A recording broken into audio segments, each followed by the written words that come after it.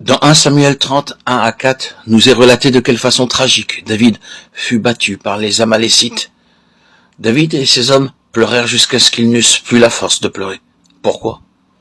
Parce que leur épouse et leur enfant avaient été emmenés captifs, et que leur maison et leurs biens avaient été brûlés.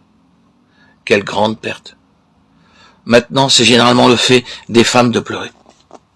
Elles pleurent sur le bord de la route, dans le bus, dans le train, partout. Mais un homme ne pleure pas.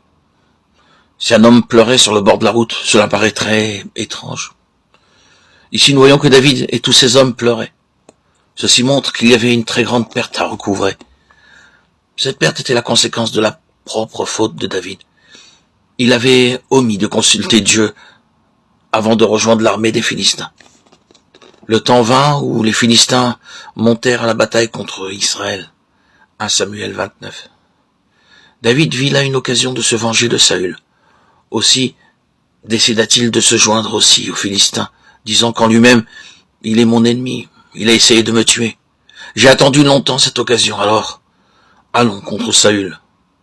Bien qu'il sût parfaitement bien que Dieu ne lui avait pas permis de toucher Saül, il se rallia impatiemment aux Philistins, n'attendant pas de trouver la volonté de Dieu, comme il l'aurait fait en d'autres temps.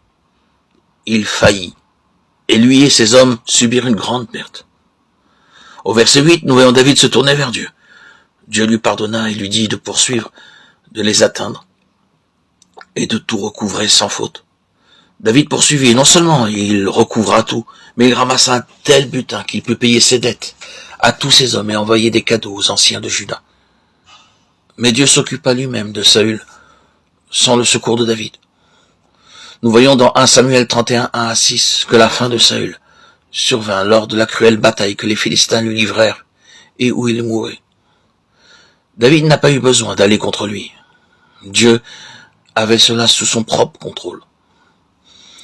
Mon avis est que nous n'avons pas à combattre contre les gens et utiliser des armes charnelles.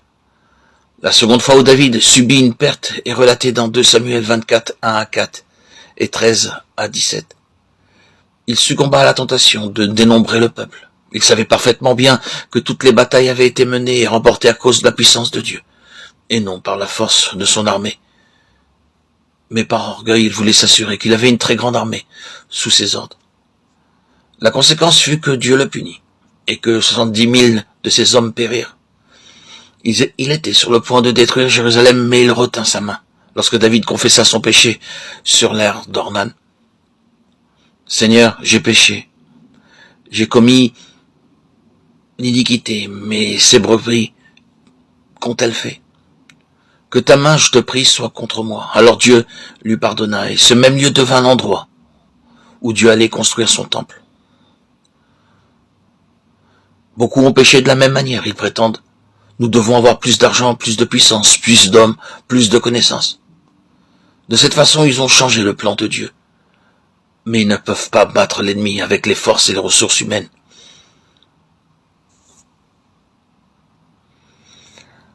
Sans l'aide de Dieu, ils ne peuvent rien.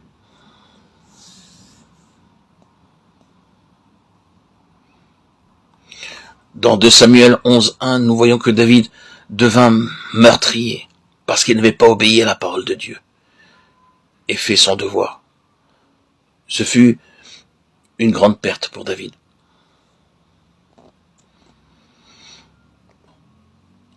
David demeura à Jérusalem. Il fut tenté et commit un adultère. Il devint trompeur par la suite. Il se repentit sincèrement, mais Dieu dut l'humilier sévèrement.